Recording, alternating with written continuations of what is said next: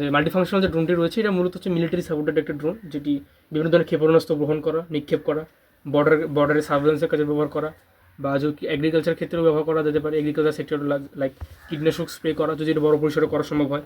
এরপরে ট্রাফিক নিয়ন্ত্রণে নজরদারি করা, তারপরে বিভিন্ন ধরনের অবজেক্ট ডিটেকশন করা এক্সেট্রা এই ধরনের কাজগুলোতে ড্রোনটিকে ব্যবহার করা যেতে পারে।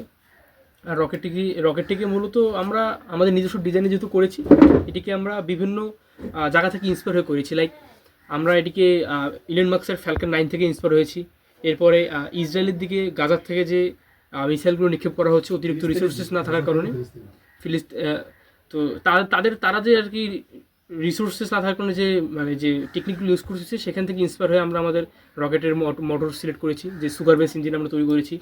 এবং সব কিছু কম্বিনেশন করে বিভিন্ন ফিচার্স অ্যাড করে আমাদের দেশের প্রেক্ষাপটে আমরা কীভাবে এটাকে আরও মানে দেশের ইয়েতে আমরা অবদান রাখতে পারি সেই দিক থেকে চিন্তাভাবনা করে আমরা একটা মিসাইলের ডিজাইন করেছি, যা বিভিন্নভাবে ব্যবহার করা যাবে। লাইক এটি অটোনোমাসলি ইউজ করা যাবে, এটি থেকে আমরা লাইফ টাইম ডেটা পাবো, এটা নিজেকে শত্রুর হাত থেকে লুকায় রাখতে পারবে, আকাশে নিজস্ব মানে অটোমেটিকলি গ্লাইড করতে পারবে, তারপর যে পথ দিয়ে যাবে সে পথ দিয়ে মানে নেটওয়ার্ক জ্যাম করতে পারবে, দেন অটোনোমাসলিভাবে আমাদের অবজেক্টকে ডিটেক্ট করে অ্যাটাক করতে পারবে, আবার নিজেকে লুকিয়ে রাখতে পারবে।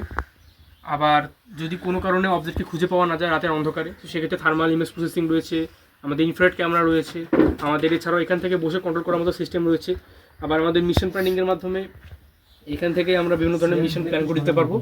এই ধরনের সকল আর কি আমাদের যত আমাদের যে ফিচার্সগুলো এরকম 20-এর অধিক আমরা ফিচার্স অ্যাড করেছি, যেটি আশা করি আমরা ইন্দোনেশিয়া যাওয়ার আগে প্রস্তুত করতে পারবো।